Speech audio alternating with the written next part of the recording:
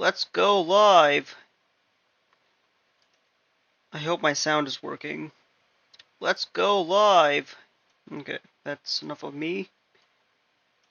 So, what are we going to talk about today? Well, we're going to talk about House of the Dragon. There's a bunch of videos that released on House of the Dragon, and we're going to cover them. Before we continue, I want you to make sure if you're watching this on YouTube, which I'm pretty sure many of you will be, I want you to take some time and make sure you leave a like on the video, make sure you subscribe, make sure you comment, make sure you do all that stuff. Alright, so just make sure you do that now. Yes, now. It helps the channel grow, and it helps my content expand throughout YouTube. And also it helps show how much of a fan I am of Game of Thrones and House of the Dragon, and how much I appreciate stuff like these great wonders of art. Yes, House of the Dragon is a great wonder of art, in my humble opinion.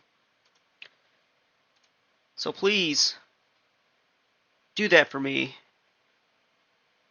I will appreciate you.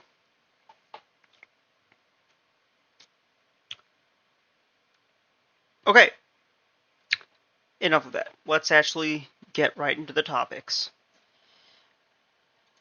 What's up, ladies and gentlemen? Welcome back for another Game of Thrones and... By the way, the first video we're going to be watching is House of the Dragon Season 2 preview. So we're going to learn more about the series. And I'm going to paste the links in here. They're also going to go in the description down below, so be sure to check them out. House of the Dragon video. In this video, let's have a look at what some of the actors from House of the Dragon said about the second season. They revealed interesting information that highlights what will be featured in the show. Everything they said gives us another glimpse of how the second season will unfold. As you all know, you probably know about Blood and Cheese, and yes, this is probably not going to be appropriate for children. I'll make sure to mark that on YouTube as such. We're only about 40 days away from seeing the Dance of the Dragons, a historical event that reshaped the major houses of Westeros. I actually have the audiobook on Audible. I highly recommend you guys get it. It's not necessarily a spoiler, because it's been out for a while, but if you're impatient like I am, definitely read it. I'm actually going to rewatch the series tonight, so after I get through these videos, I'm going to be doing exactly that to get myself in the mood. As a way to generate excitement for the new season, actors from House of the Dragon went down to a convention held in Mexico City so they could discuss their show. Now, during their set of interviews, actor Tom Glencarney, who we all know as Aegon, oh yeah, he did a really good job. Detailed how the fans will get a better understanding of Aegon after his vulnerable side is shown in the upcoming season. Apparently he's like Joffrey. That's the vibe I'm getting. Said Aegon's worst actions are often governed by insecurities, rage, selfishness, and a lack of understanding of his responsibilities without the guidance of others. It also doesn't help the fact that his own father Viserys named... Okay, so this stream has spoilers. I just want to preface that right now, so if you haven't seen it yet, what are you doing with your life? Make sure you go and watch it, and then come back and watch my review. It's going to be on YouTube from now till the end of time, so you're not going to be missing out on anything. You might as well watch the show first, and then come back and watch my review. You don't have to watch Game of Thrones. It's like 8 seasons long, but definitely watch House of the Dragon. But I'm assuming you've already watched it when you're here, so yeah, you've been warned. Spoilers. His successor, despite the implication that the firstborn son is the rightful heir. These are only some of the reasons as to why Aegon feels like an outsider in his own family. In the second season, however, His layers will be stripped away one by one to show how unstable he actually is, as well as reveal the inner thoughts that eat away. How crazy would it be as a plot twist if Aegon actually joined the Blacks, and it was really Aemond who was the true enemy, the true villain. He was like part of the Greens. At him. The actor said, "I think we will see a different side of Aegon in the upcoming season. We see someone who's wanting to take this new responsibility." Honestly, the more I think about it, the more I cringe. This is probably why I should never be a screenwriter. In stride, and harness this power in a way that serves him. He's now ruling Westeros alone. We also see how fractured Aegon is as a man, his weaknesses, his vulnerability, his desperation. Furthermore, he hits on how his disrespect for his family and fractured mindset only served to make him a bigger threat to Rhaenyra and the Blacks. He went on to say, "I think when you have nothing to lose, as Aegon has experienced for a long time, that makes somebody very dangerous." Although Aegon was reluctant to take the Iron So he's more complicated than Joffrey. Throne in Season 1, the finale showed that he was beginning to enjoy being in Westeros' seat of absolute power and respect, a feeling that will only grow as the season unravels. At the start of the second season, we see Aegon getting used to wearing the crown. He further revealed that the new episodes will then explore the young king as he navigates what it means to be a ruler. Some of that will involve him getting ready for war with the Blacks, but he also has to think about everyone else who lives throughout his kingdom and how they see him. He said he is starting his journey making sure that everyone... See, it's interesting because I believe it's episode 9, towards the end of... And by the way, spoiler alert. Towards the end of episode 9, Aegon made it clear that Viserys didn't want him to be king. Like, he was talking about Aegon's prophecy, and Alicent misheard Viserys, either accidentally or on purpose. I think it was more accidental, but it might have been more on purpose in the books. And her father, Otto Hightower, was like, "Yeah, well, accident or not, well, we were gonna do it anyway." So, and now, I mean, Alicent didn't even know about the plan, despite her being queen. Her father was scheming it all along, all behind Viserys' back. So it was all part of Otto's plan to make Aegon king from day one. Well, from day 2. You know what I mean. On his small council, as well as the small folk of King's Landing and beyond, respect him and understand that he's the king and should be loved and feared at the same time. I'd like to thank the sponsor of today's video, YouGov. YouGov is a free-to-use internet-based market research company that conducts polls on almost anything you can think of. It's today's video. Now let's have a look at the Sea Snake, also known as Lord Corlys Velaryon. The very first thing he revealed is House of the Dragon. See how easy it is? I just hit like, and yeah, I get to move on. It helps the content creators out a lot, so make sure you do that. Dragon's second season begins only 10 days after Season 1 ended. We won't have to worry about It's almost like putting on a seatbelt. I'm not even joking. Any significant jumps in time during the new season. He said the Sea Snake is still dealing with the grief of losing his son, his brother, his daughter, and his... I mean, did he really lose his son, though? If you watch the show... No. Maybe in the books he might have, but... For all he knows, you know, his son's dead, burned, and charred. But in reality, the body that was burned and charred was... some random servant. Did a bunch of weird stuff for the show. I don't think that really occurred in the books. Heir, Lucerys Velaryon. So he's trying to deal with all of that, as well as securing the one thing he holds most of his relationship with, his wife. So that's kind of where he's at. But Lena Velaryon actually dies, which is a tragedy. He's in a very weakened and emotional state. He went on to say, "You know, for the first time actually, I don't think there's much in it for House Velaryon. All of Season 1, the Sea Snake was trying desperately to force a legacy for the family and create something that would be to their benefit to their legacy. However, by the end of Season 1, he was ready to forget everything and leave. But that was when his wife convinced him that this was the right cause to support, and so he's doing it for that reason, because it's just the right thing to do.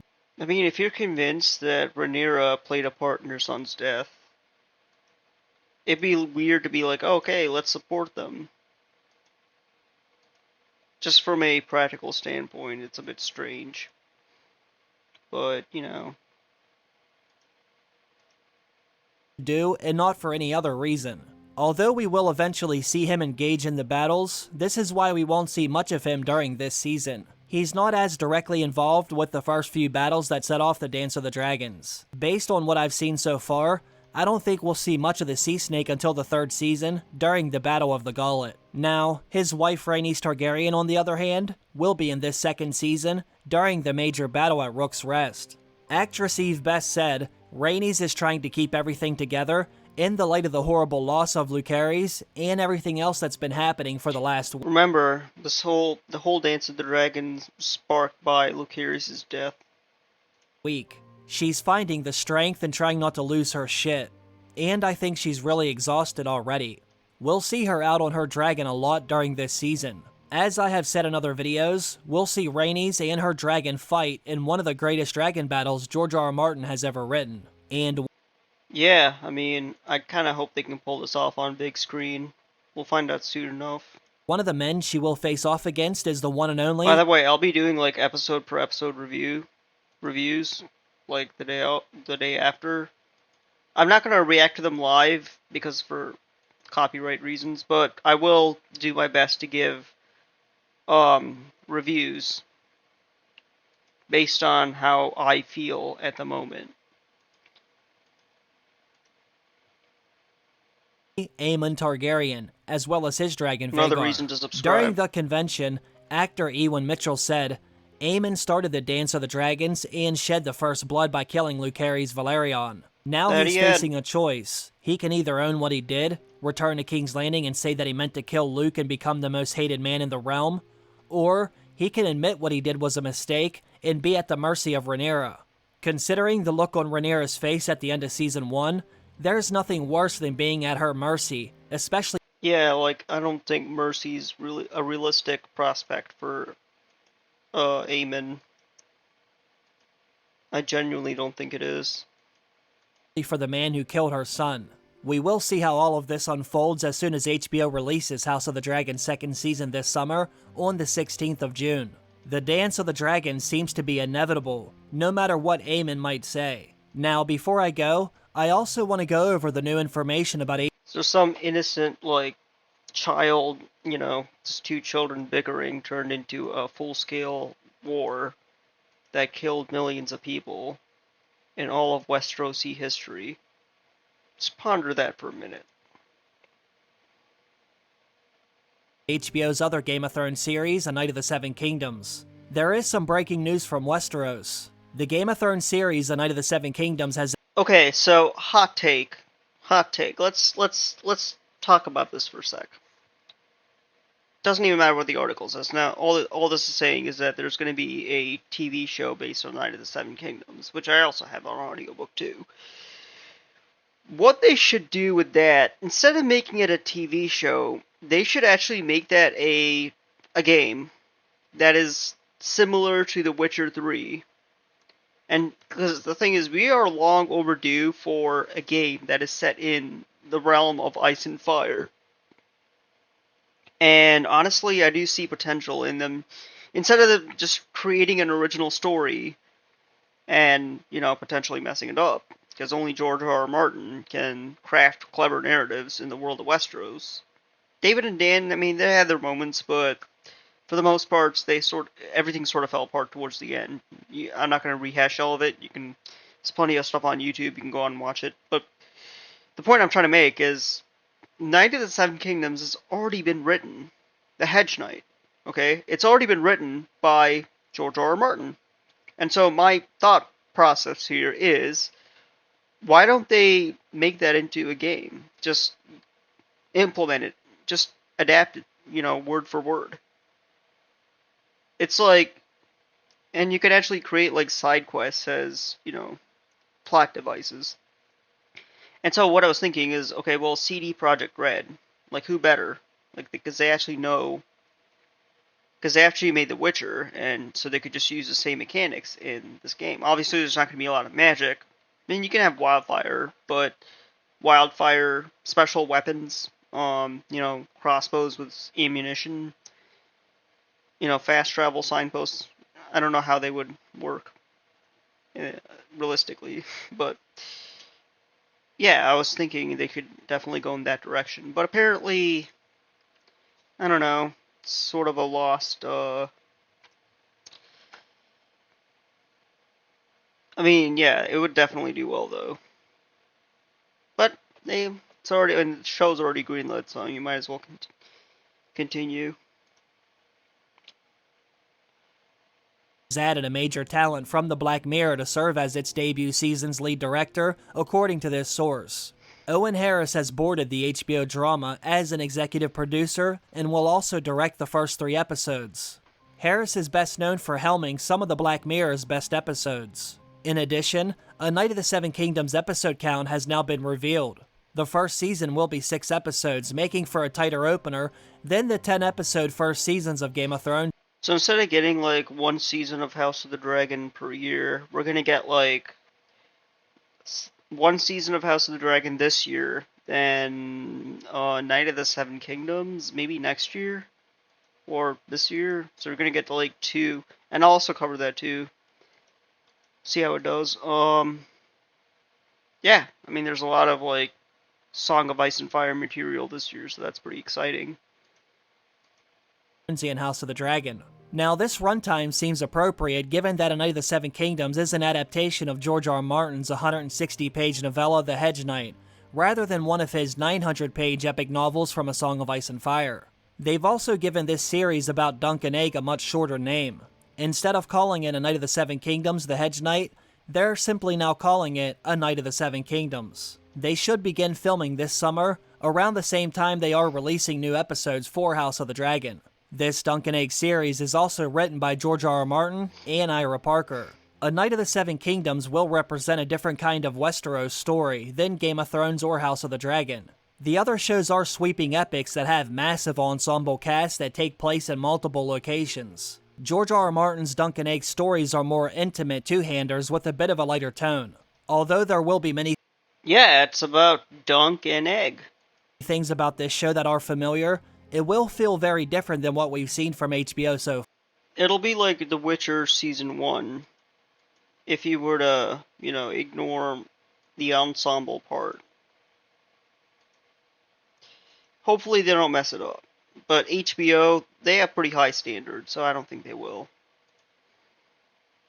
Far. Like I said, they will begin filming next month, and they are set to release the first season the following year. Although the first season only has 6 episodes, it will be something new and interesting to hold us over until House of the Dragon is able to release its 3rd season. I will make sure to keep all of you up to date whenever I find out any new information. Don't forget to subscribe. There's a lot more videos heading your way. In fact, here's a video of Dexter getting ready for his role in the Dunk and Egg show. Hi guys, it's Dexter, and I am shaving my hair off. Yeah, because Egg is like bald, right? That's why he's called Egg as a nickname. Well, I'm pretty sure his name is Aegon, but, Not believe it. So, see you soon.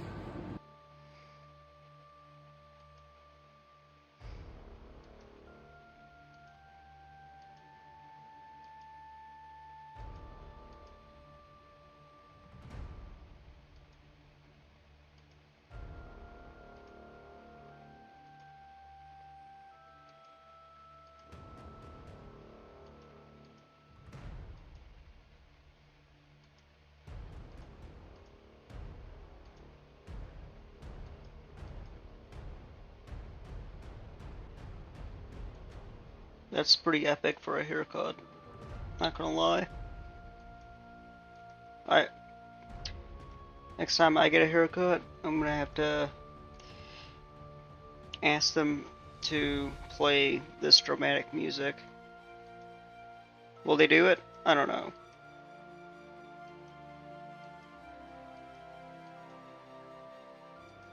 Hopefully this becomes a trend.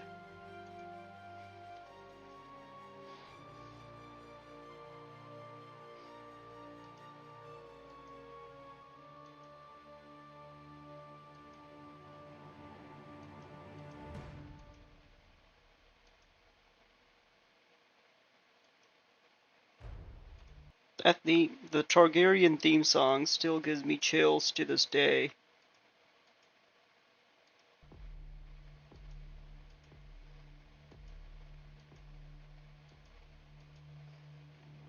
Props to the composer.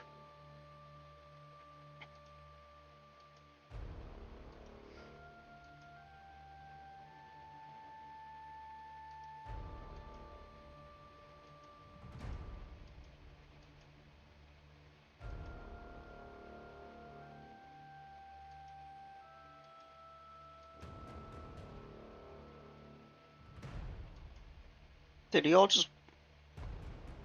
Oh, that's cool. That's an effect, I guess.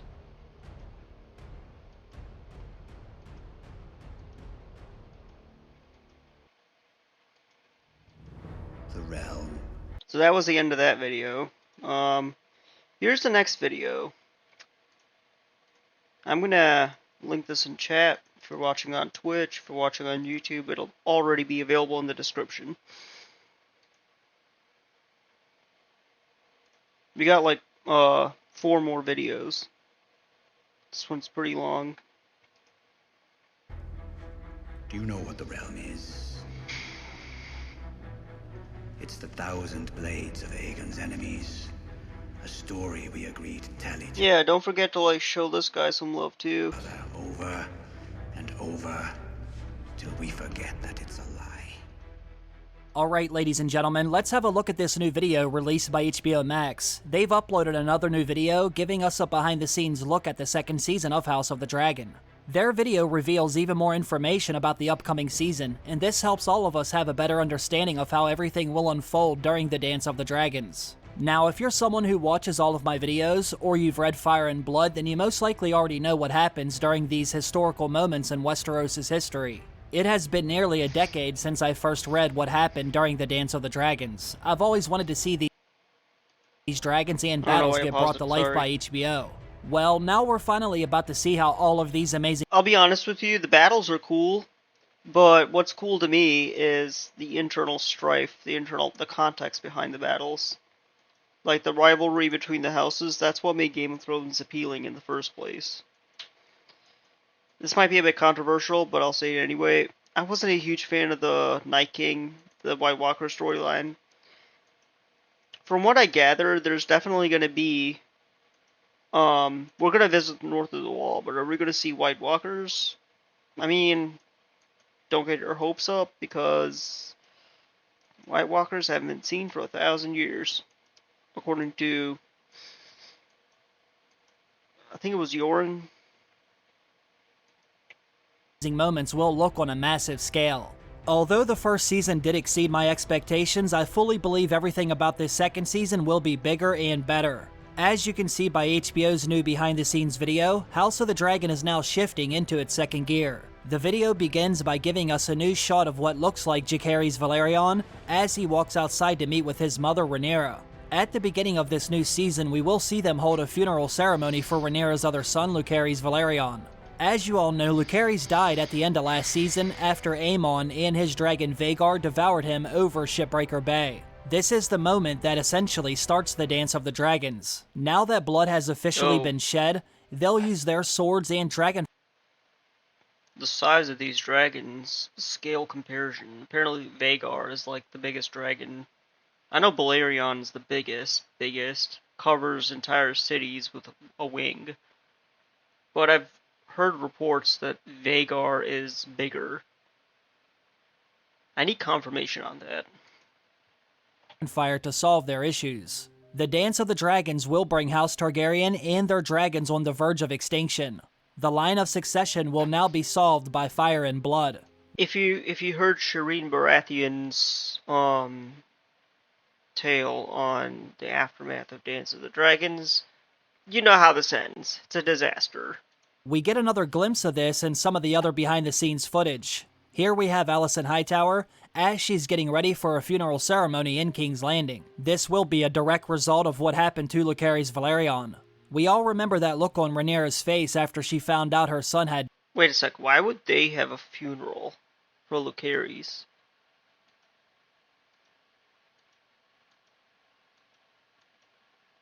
I mean, it might be possible, I just don't understand the reason why. died. Well, it's no secret. She wants to avenge her son, and it's only a matter of time before that happens. There's another amazing shot of Daemon while he's on the back of his dragon Caraxes. I love this because we're able to get a great look at his armor, his Valyrian steel sword Dark Sister, as well as the massive leather saddle that's on the back of his dragon. Imagine what it would feel like to have Daemon looking down over you like this. Not only does he have... Daemon is one power, not really power, I guess power hungry, but war hungry, you know, bloodthirsty dude. I was gonna say neoconservative, but that would be politically incorrect. have a damn dragon, but he also has a Valyrian steel sword and the best armor money can buy.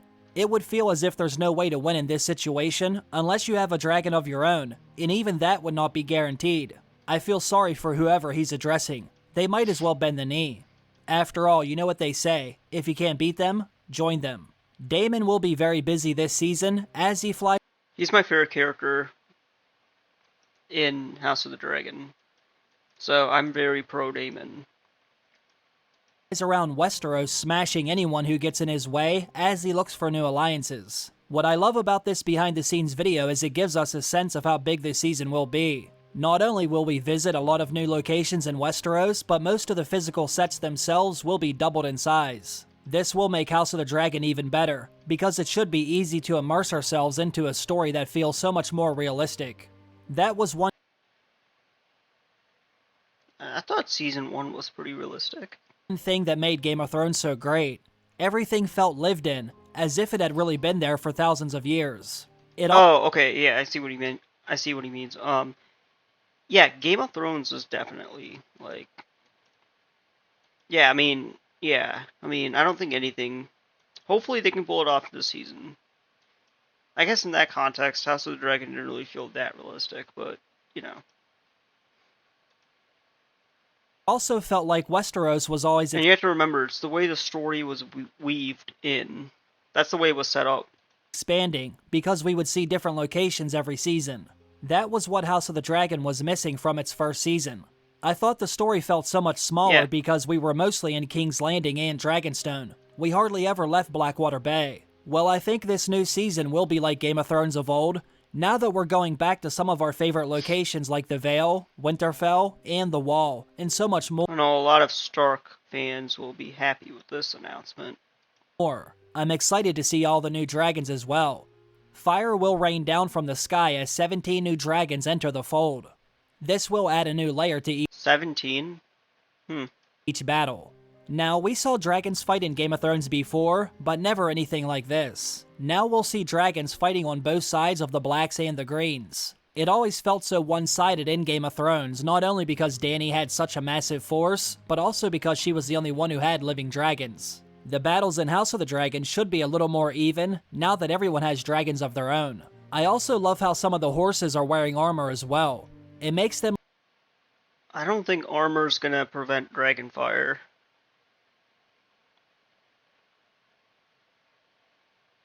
Unless you're trying to say that Valyrian steel can prevent fire. Maybe it can. I mean, it can defeat White Walkers.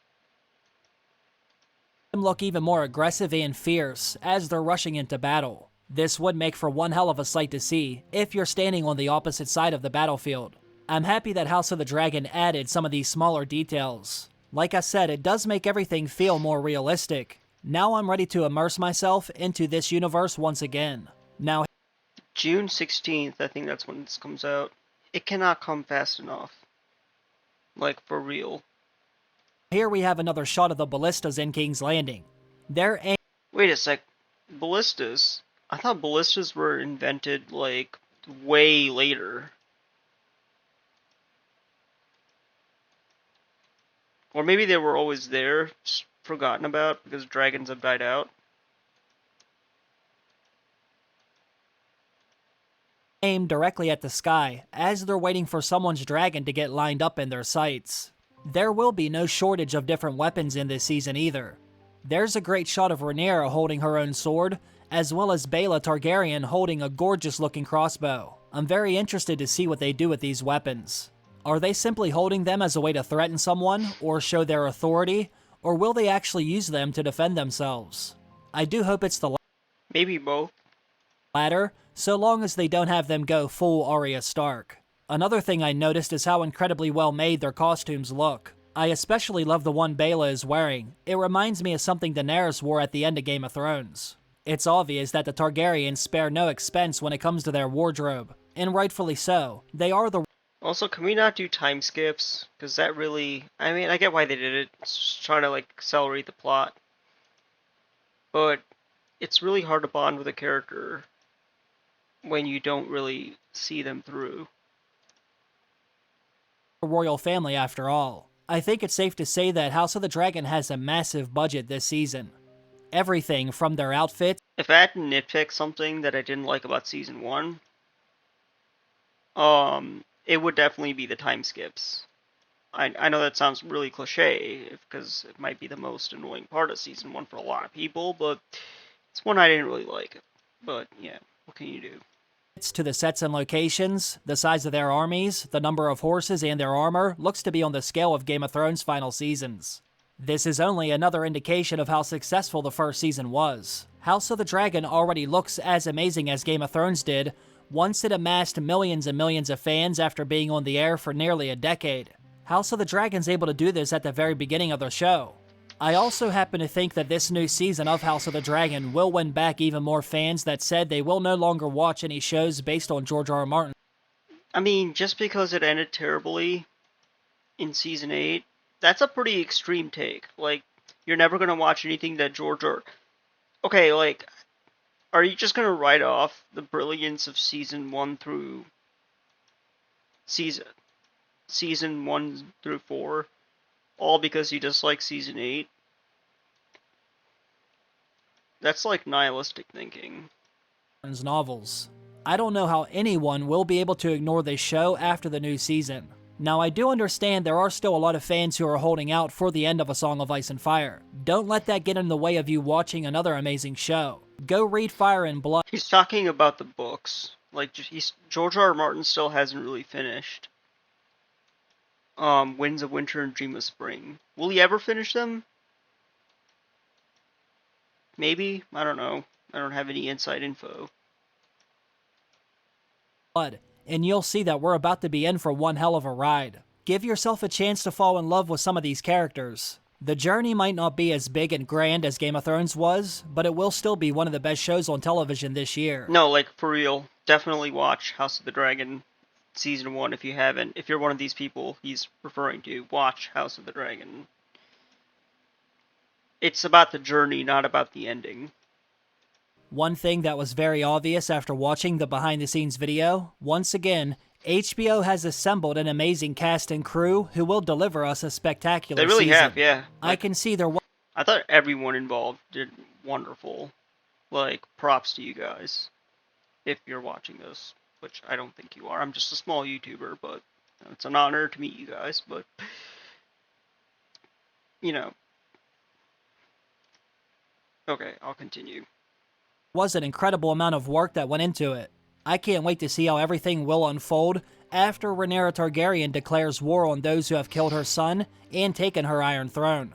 Get ready, ladies and gentlemen. We're only about 5 weeks away from witnessing one of the biggest events in Westerosi history. As I've said before, I will be here making videos about everything that happens this season. In fact, I will make more videos this season than I have for any other season of Game of Thrones or House of the Dragon. Make sure you... Yeah, definitely show this guy some love. Check the description if you're watching this on YouTube.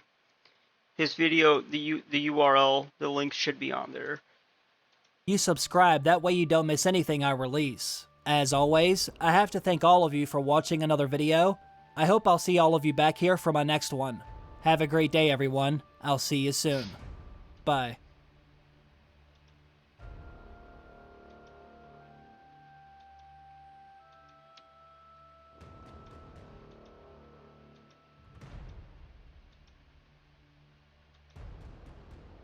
It's a good video. 83k views. Let's get that up. Let's get that up there.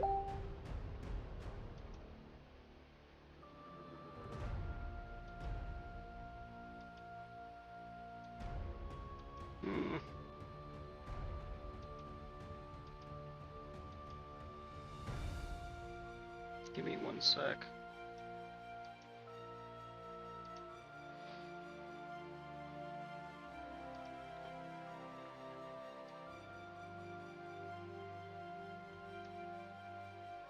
Sorry, I'm like playing a game in the background. Usually I do that whenever I watch videos, because why the hell not? I'm one of those people.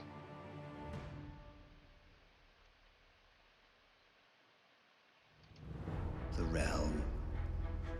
Do you know what the realm is? Yeah, I like his intro. It's the 1,000 blades of Aegon's enemies. A story we agree to tell each other over and over till we forget that it's a lie.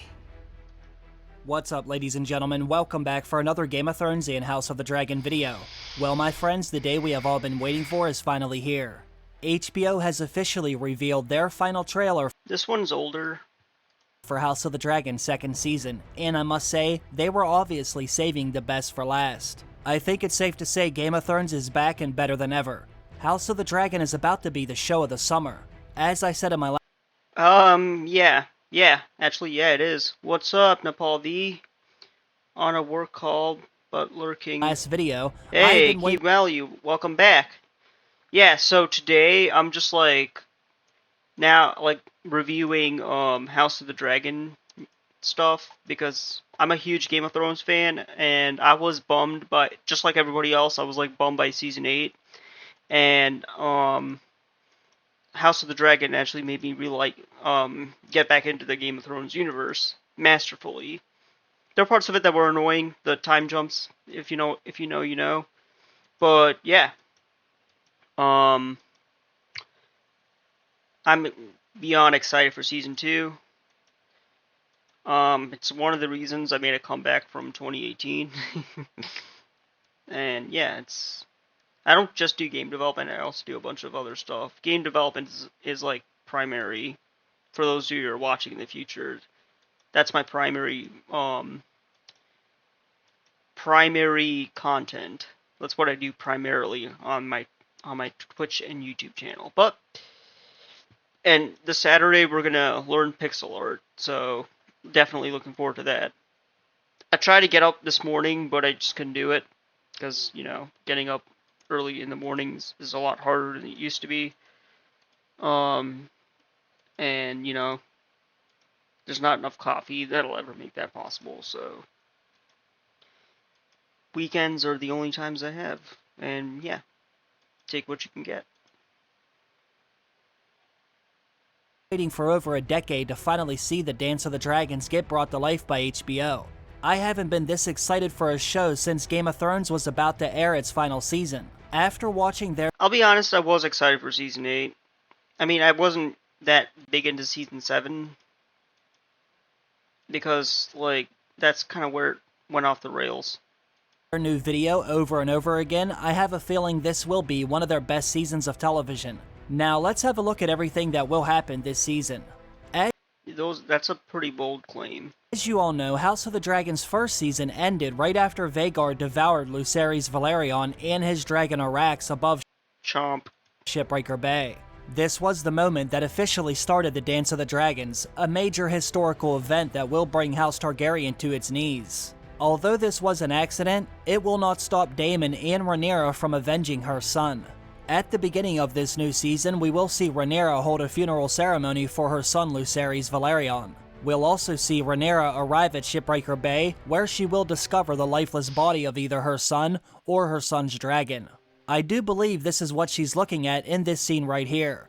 One of their bodies has most likely washed up onto the shore, confirming You know how it's going to go down. her worst You can only imagine. fear. If they are following George R. R. Martin's Fire and Blood, then we know Daemon will want to avenge Lucerys immediately. That's why this first episode is named A Son for a Son. We should see them set everything in motion in this first episode. Daemon will reach out to his Wait, seriously? Is that actually what it's called? Son for Son? mistress Massaria, who will find a way to hit them back where it hurts most. In the new video, we hear Massaria say, there's more than one way to fight a war. What she means by that is you don't always have to fight with swords or dragons in order to make someone suffer. They don't want to wait until they see them in the open field. They want to hurt them immediately, right after. Like, is this supposed to be blood and cheese? She says this, we Is that actually what starts the Dance of the Dragon? see someone walking around in the shadows inside of the Red Keep. Massaria will find men who are able to slip inside of the castle in the middle of the night. Now they'll be able to hit them back when they least expect it. Now, Rhaenyra's other son, Jacaerys, will be off in the north finding alliances for his mother. At the end of the first season, his mother sent him off with letters for the Vale, White Harbor, and Winterfell. As you can see by I'll be honest with you, as much as I dislike the Night's Watch storyline, like the White Walker storyline, the army of the, you know what I'm talking about. I'm actually kind of excited to return to Winterfell and return to the Wall.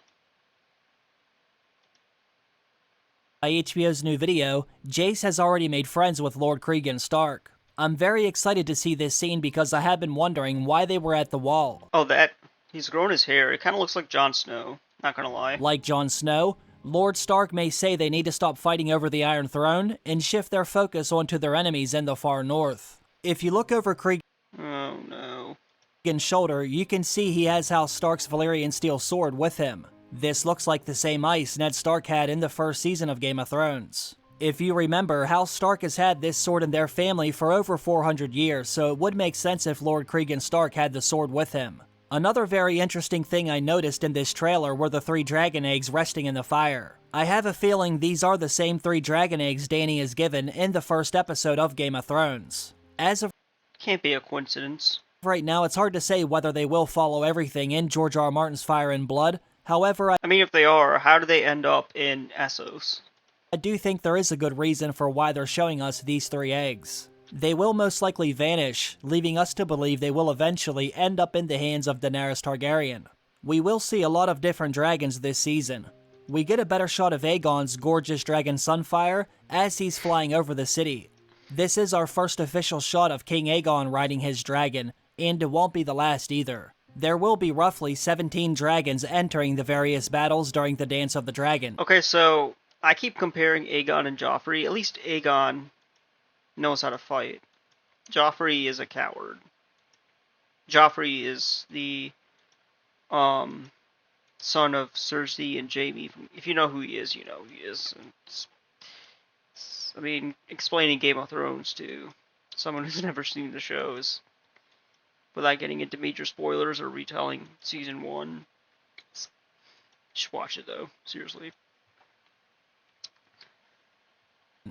Daemon Targaryen will be riding his dragon Caraxes. Rhaenyra will be riding her dragon Syrax. Rhaenys will be on her dragon Meleys. And Aemon and Aegon will ride their dragons Vhagar and Sunfire. Then we'll see Adam of Hall mount Laenor's former dragon Seasmoke. Baela will have her dragon Moondancer. And I've even heard her sister Rhaena will have a dragon as well. Now I know Rhaena did not have a dragon in Fire and Blood, but they might do things differently this season. There is at least one source who says she will get a dragon, but I won't reveal any more information about that just yet. I'm also very excited to see Vermithor again this season. We saw him earlier in season, I think it was the last episode. We didn't see much, but he was in it. Here's an amazing shot of this dragon at the very end of the trailer. This is the same old dragon Daemon sang to last season. Vermithor, who is also known as the Bronze Fury, was once ridden by the former King Jaehaerys Targaryen. Ever since Jaehaerys died, Vermithor has been resting on Dragonstone waiting for a new rider. We will see this dragon get a new rider this season, and this incredible beast will be able to grace the skies once again. Now, Vermithor Looks like Vhagar has gotten competition. isn't the only riderless dragon on Dragonstone. There are other dragons on the island who still need riders. We will see those dragons this season as well, but I won't mention them here since they weren't shown in HBO's video. Another thing I want to discuss is how the Greens are having disagreements with how they should handle the Blacks. Aegon and Aemon are ready to fight and get their revenge, while Alicent and her father Ser Otto hope they're able to settle things differently. We see this happening during the scenes with Aegon and Ser Otto, as well as the scene with Aemon and his mother Alicent. Although they are now on different sides, it seems Alicent does still have some love for her old friend Rhaenyra. This was shown during the season. I mean, she's been pretty consistent, it looks like, in season 1. Like, she doesn't want war. She just wants things to resolve peacefully. This is why she was sort of against her father's initial plan. On finale, when Alicent gave her father the page from the book she used to read with Rhaenyra. If you remember the scene, it also made Rhaenyra emotional after she saw it. I can only imagine how hard it must be for both of them. They were best friends who eventually became family, and now their children are killing each other. Not to mention, Aegon is Rhaenyra's little brother. They should not be fighting over the damn Iron Throne, but this is Game of Thrones after all, and it will not be a great show without a deadly family feud. After Daemon and Rhaenyra avenge the death of Lucerys, Aegon will then want to get revenge of his own. It's only a matter of time before this leads to the Blacks and the Greens jumping on their dragons and fighting each other in the sky and on the open field. That's exactly what we will see happen in the middle of this season when they fight at the Battle of Rook's Rest. It will be like the Battle of the Bastards, the only difference is now they'll have dragons. In fact, we see Sir Criston Cole running from one of the dragons during the battle. Notice how the dragon is flying over the open grass, and you can see the forest off in the distance. Then we see Sir Criston Cole leaving the open field. The sky becomes insufferable As the horse carries him into the forest. He's hoping the dragon won't be able to see him under the canopy of the forest. Now, unless Rhaenyra's army is also inside of these woods, I would burn everything down to the damn ground. He can run. Also, like, I know, obviously for show reasons, but isn't it weird how he, like, never aged? But he can only hide from dragonfire for so long, especially when he's hiding inside of a forest that is flammable. This will not be the only dragon that shows up during this battle either. We've also seen shots of Aemon and his dragon Vhagar, as well as Rhaenys and her dragon Meleys. Fire will rain down from the sky before this battle is all said and done. Like I said before, this battle should be on the scale of the Battle of the Bastards or the Field of Fire from Game of Thrones. The only difference is this battle will exceed most battles in Game of Thrones because there will be 3 or 4 different dragons fighting here also. This is unlike anything we have seen before. It will set a new standard for what can be done during an episode of television. Every studio and streaming service is already trying to make their own version of Game of Thrones, but House of the Dragon is about to raise that bar even higher. I want to say good luck to Amazon. Wait, Rings of Power. We were just reacting to that. Okay, everyone's like hating on the season 2's trailer. I don't know. I want to approach it with an open mind and see for myself how it is. Season 1 wasn't really that good. And I mean the last episode was so and so. And everything with the Harfoots was insufferable. But season 1 was, you know, I wouldn't say it's totally insufferable, but it was like, it was okay. Kind of bland, generic. It's the best way to describe it. Hopefully they learn their lessons from the honest critics and actually fix a lot of the stuff that made it. The pacing was just all over the place. Amazon and Netflix. You'll never have a show like this. Alright, now I want to have a look at some of the new faces from this upcoming season. First, we have this blonde-haired lady right here. Many fans believe this must be another member of House Targaryen because of the hair. However, I don't think that's right. I happen to think she's either a sex worker or someone from Harrenhal. I think we see her again in this scene. I thought that was Helena for a second. I mean, but apparently she's not. Like, this is new information to me. Only now she's laying with someone else. If you look at this image, you can see there is a man wearing a golden ring, and he also seems to have blonde hair. I think she's with Daemon Targaryen. In fact, this might even happen during one of Daemon's dreams or hallucinations. I think that's why we see Daemon in this scene right here, when he's shown walking inside the empty Great Is it really a dream? Hall. There's also shots of Daemon wandering around the castle. Now, according to one of House of the Dragon's writers, they wanted to make Harrenhal sort of like the Overlook Hotel from The Shining. It will basically stand in as a haunted house that messes with Daemon's mind. The writer said Daemon's not able to sleep while he's there because there's weird stuff happening all around him. He's not sure if any of it's real or if it's in his own head. It might be very reminiscent of when Daenerys was inside the House of the Undying. Maybe the scenes with the Bro, that was a really creepy scene. blonde-haired woman aren't actually real, as well as the scene with Daemon. Like, everything with the Undying, like, the warlocks, that was all super creepy. It was creepy because he was realistic, but still creepy. Walking up to the Iron Throne. We shall see. Now, we also see Aemon Targaryen laying with a woman. At first, I thought Aemon might be laying on his mother's lap, mostly because we see Aemond and Alicent sharing a lot of scenes this season. However, now I'm not so sure if that's Alicent, and that's mostly because Aemon is not wearing a shirt. I just have a feeling he's I thought that was Rhaenyra for a second, but no, the eye gave it away. laying down with a different woman from one of the brothels in King's Landing. I know Aegon will visit one of King's Landing's brothels. It doesn't seem like Aemon. Aemon seems like a very principled, godly guy. You know, he's interested in philosophy. He read a lot, and actually was interested in ruling. Like, actually cared more about doing his duty, while Aegon was the one who was like, you know, and attending brothels and doing a bunch of undesirable things, let's just say. This season, so maybe Aemon does as well. Let me know what all of you think down below.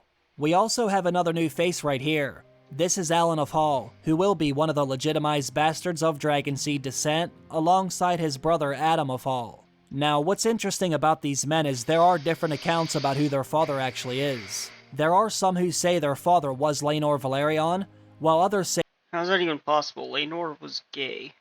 they were fathered by the Sea Snake. I don't want to reveal any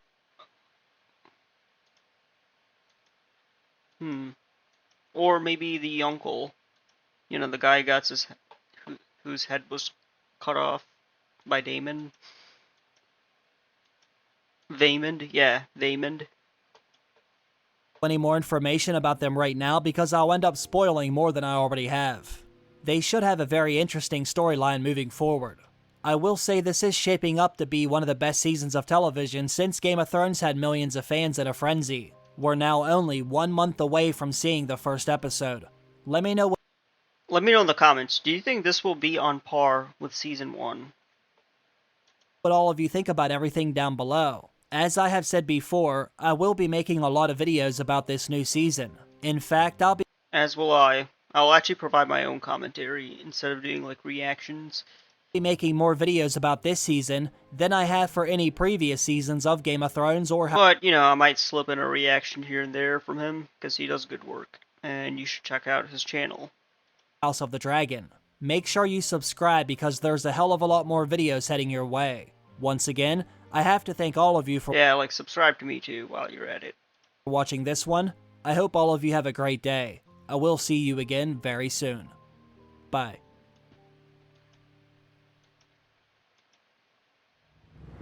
I got one more video. Hold on, let me do my due diligence. I will provide you the link. I will provide my citations. Do you know what the realm is? It's the 1,000 blades of Aegon's enemies.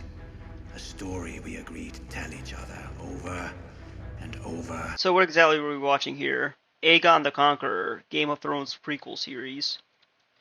So, they have another spin-off. It's not Knight of the Seven Kingdoms. It's not... I mean, House of the Dragon's already in Season 2, so that's already, like, set in stone. Game, set, match. It's Aegon's Conquest. Literally the Targaryen invasion. Game of Thrones is all about the Targaryens. A Song of Ice and Fire is all about the Targaryens. Like, it's their story, basically. Because the Seven Kingdoms are the Targaryens that made it possible, so wouldn't be a Song of Ice and Fire without the Targaryens, now would it? Till we forget that it's a lie. What's up, ladies and gentlemen? Welcome back for another Game of Thrones and A Song of Ice and Fire update video. In this video, I want to Also, shout out to George R.R. Martin for making all this possible, even if he is the world's slowest writer. go over some of the new information regarding what might be HBO's next Game of Thrones series. As you all know, HBO is developing a number of different shows based on the incredible writing of George R.R. Martin. Not only are they making House of the Dragon and Dunk and Egg, but they're also developing another new show about Aegon and his sister wives Rhaenys and Visenya Targaryen. The new Game of Thrones series will highlight what happened during the reign of Aegon the Conqueror, the man who was the very first Lord of the Seven Kingdoms and King on the Iron Throne, having conquered 6 of the 7 kingdoms during his conquest. This is where it all started. He is largely known for being the founder of the Targaryen dynasty in Westeros. There would be no House of the Dragon or Daenerys Targaryen without this man right here. Now, Aegon was born on Dragonstone hundreds of years before Rhaenyra, Stannis, or Daenerys would ever live on the island. Aegon had an older sister, Visenya, who we have heard about in Game of Thrones during Arya's conversation with Tywin Lannister. Visenya Targaryen was a great warrior. She's basically... just imagine she's Arya of that era. She had a Valyrian steel sword she called Dark Sister. Aegon Tywin Lannister is the best character in the show. also had a younger sister named Rhaenys Targaryen. Now, according to Valyrian and Targaryen tradition, Aegon married within the family. However, instead of taking only Yeah, there's a lot of incest in Game of Thrones. Not surprising. one sister to wife, as had been common, he married both of them. It is believed that he married Visenya out of duty, because as his elder sister, he needed to wed her to secure his succession, but he married Rhaenys out of love. He's also known for mounting Balerion the Black Dread. Although he was born in Valyria, Balerion is arguably the greatest dragon who ever graced the skies in Westeros. This is the same dragon skull we have seen under the Red Keep in Game of Thrones as well as House of the Dragon. He was the last living dragon who saw Valyria in all of its glory. If you have been following all the updates, then you should know HBO has already found their writer for the show. He recently shared a photo on social media revealing he's already read George R.R. Martin's Fire and Blood. It seems he's already started drafting its first episode. In a recent article written by Entertainment Weekly, I actually read the Aegon the Conquest story. I mean, these people are skilled writers. They actually know how to craft a plot. So a lot of prep and research has to go into it. Not something I can ever pull off, even with the assistance of generative AI. But yeah, props to these guys. They know what they're doing. Good writers should be rewarded. writer Mattson Tomlin confirmed they are working on this show, and he's had a lot of great conversations about the series with Fire and Blood's author, George R.R. Martin. About the Aegon series, he said, "That one is in the very early days where I'm writing the script." Now, HBO has not formally greenlit the show, but it's about Aegon Targaryen, aka Aegon the Conqueror, the storied ruler who flew on Dragonback from... Okay, so they haven't greenlit the show, which means it's still a concept. You have to remember, there was another show that was about the Long Night before the Targaryen Conquest. I think Naomi Watts was in it. And they didn't really I don't know, it just never aired because reasons. So you gotta take these things with a grain of salt. Also, I think the Jon Snow sequel was canceled. Earlier I was talking about what storyline would be appropriate to be set in, if you were to make a video game adaptation for A Song of Ice and Fire, what storyline would be appropriate. There's two potential candidates. There's a Knight of the Seven Kingdoms and the Jon Snow sequel. That might be a fun side project, but in order for me to actually do it, I need the script. They have to, like, there has to be something for it. I mean, yeah, like, I would love to get my hands on that so I could, like, make a fan game.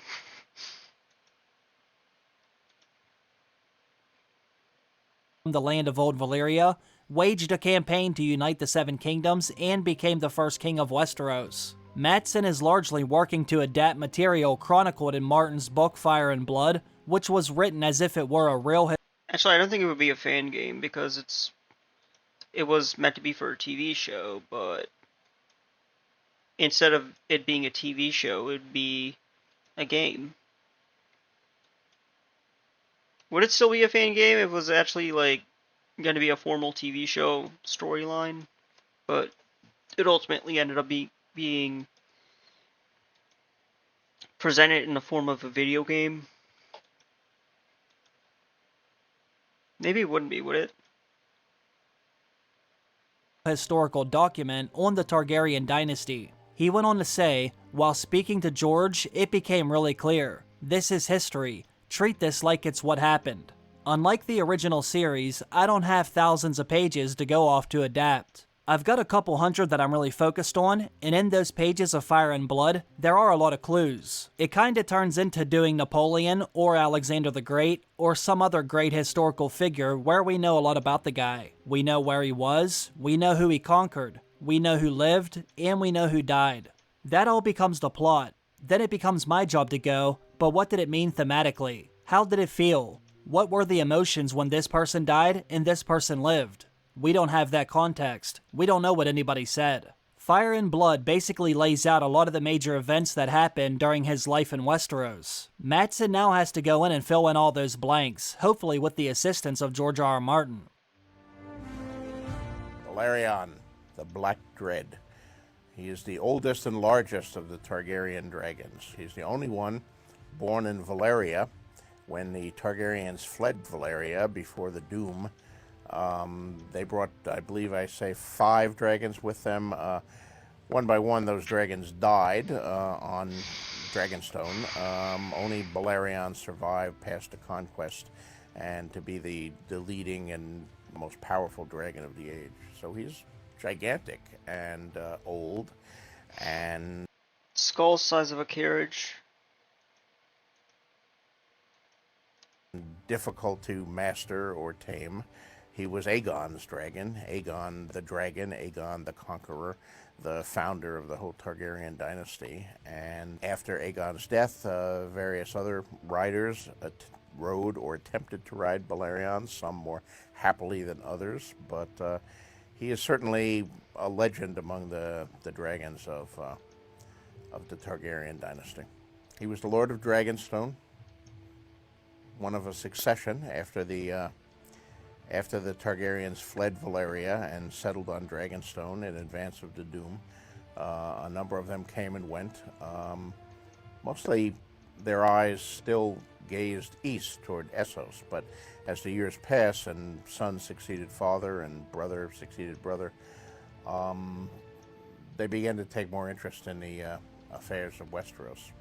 And Aegon finally decided to take over Westeros and unify the 7 kingdoms that existed at the time under a single rule. There is a lot of speculation that in some sense he saw what was coming 300 years later and wanted to unify the 7 kingdoms to be better prepared for the threat that he eventually saw coming from the north. The threat that we're dealing with in A Song of Ice and Fire. Now, after watching House of the Dragon's first season, we now know Aegon wanted to unite the 7 kingdoms because he had a dream about the White Walkers riding down on the winds of winter to bring an endless night to Westeros. He believed their best defense was to have a Targaryen with the power of Dragonfire at their disposal on the Dragonfire didn't really work though, did it? Iron Throne. Aegon, who we know in hindsight I'm assuming you watched the Battle of Winterfell. There were a bunch of memes made about this too, so it's kind of hard to miss. Was predicting the Great War with the White Walkers, called this vision a Song of Ice and Fire, the name George R. R. Martin gave to his saga that inspired HBO's Game of Thrones. This new series could show us exactly what Aegon saw in those dreams. We might even find out exactly where he got the Valyrian steel dagger. We would also see the original Field of Fire, the burning of Harrenhal, the uniting of the kingdoms, as well as the creation of the Iron Throne. This series would be full of so many amazing moments from Westeros' history. Now we might finally get to see them get brought to life by HBO once again. Although I still want to see a show focus on the secrets and the mysteries of the North, I'm still very excited to get a series about the very first Aegon and his sister wives Rhaenys and Visenya. I only wish HBO would have done all these shows in order, starting from Aegon the Conqueror and working all the way up to Robert's Rebellion. For some reason, they're wanting to do everything in reverse order. Robert's Rebellion would be... Actually, that would be a bit interesting. It was always talked about, but never actually, like... I'm sure they have the storyline from the books to actually, like, pull something like that off. It would probably be a good mini-series. Or strategy game. I'm a game developer, okay? I don't know how to make a TV show. So, I do know how to make games. Well, sort of. Would be much easier for everyone to follow if they did it the right way. But who am I to say what's right or wrong? They've obviously found a winning formula. House of the Dragon did smash records after all. Like I said before... Yeah, because everyone was like... And also the show was good. Yeah, I mean, that's why. Because the show was written with competency. That's why. HBO has not given this show a green light just yet. They are still developing the series about Aegon, but I do have a good feeling it will get made.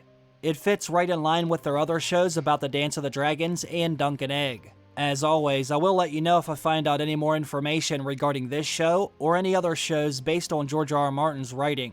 Let me know what you think down below. Do you like this idea still, or would you rather see something else? Once again, I have to thank all of you for watching another one of my videos. I hope all of you have a great day. I will see you again very soon. Bye. Good video. All these are pretty good videos. I handpicked these for a specific reason. Because I think they actually are high quality content, objectively speaking. Okay.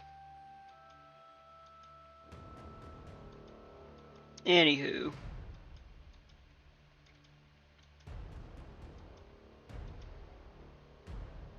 I said it before, I'll say it again.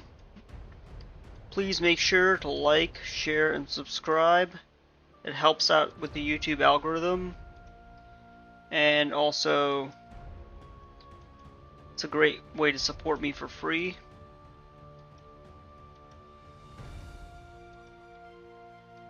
I do want to see my channel grow, realistically.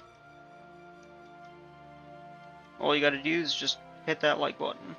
Just like I just did right here. You can hit the dislike button if you want, if you vehemently disagree with me on everything I just said. But if you like this video, just make sure you like my video. Alright. Thank you for watching. I'll be back on... If you're interested in game development content, I'll be doing that Saturday. We're going to take a segue into learning pixel art. So I'm going to be spending, like... I don't know how long the course is. A couple of months, I guess. A month or so. If you work diligently every Saturday, we might be able to get that done in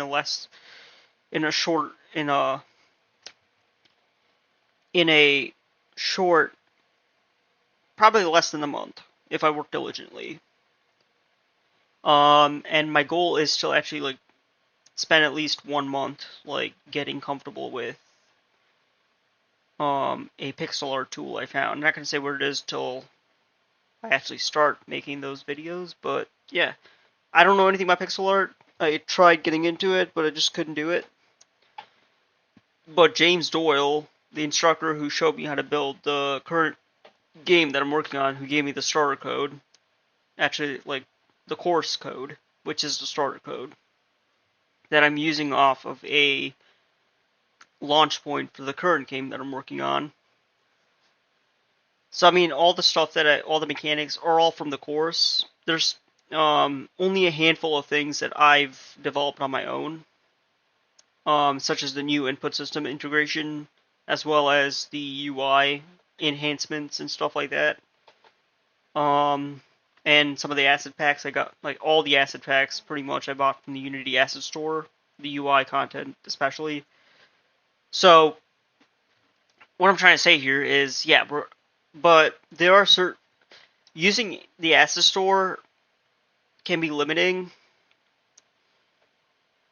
and not knowing how to create pixel art can be a huge handicap, I guess. So I don't want it to be a handicap. I actually want to buckle down and actually learn it. So that's what we're gonna do. We're gonna not do anything in Unity for the duration of that. So I'm just gonna be spending all my weekends now just working on pixel art content. So yeah, we're gonna take a brief diversion. I mean, I'm not in like a I don't have any deadlines, which is good. Like I'm not like or a schedule. So everything I'm doing in development of my game, you're actually seeing this in real time. So which is why I'm streaming this. It helps me stay productive. So yeah. So also all my VODs are logs, which is also why I export them to YouTube. The game development stuff. This is just filler content, but still like anyway. So yeah. We're gonna be doing pixel art stuff. So we're gonna take a break from Unity. Hopefully they don't do anything stupid. I'm gonna be keeping on top of the news, everything game development related. So if there's a breaking news event that occurs or Code Monkey releases something that's jarring or Unity issues a statement, a cryptic tweet, we're gonna go through it and react to it in real time, and hopefully from there we'll decide whether to panic or not. So yeah. Anyhow, guys, thanks for watching. I'll see you tomorrow. What am I gonna react to tomorrow? I don't know. I usually maybe more House of the Dragon stuff, Easter eggs. I'll see if I can find something, but I'll know by tomorrow. So yeah, can't wait to see you tomorrow.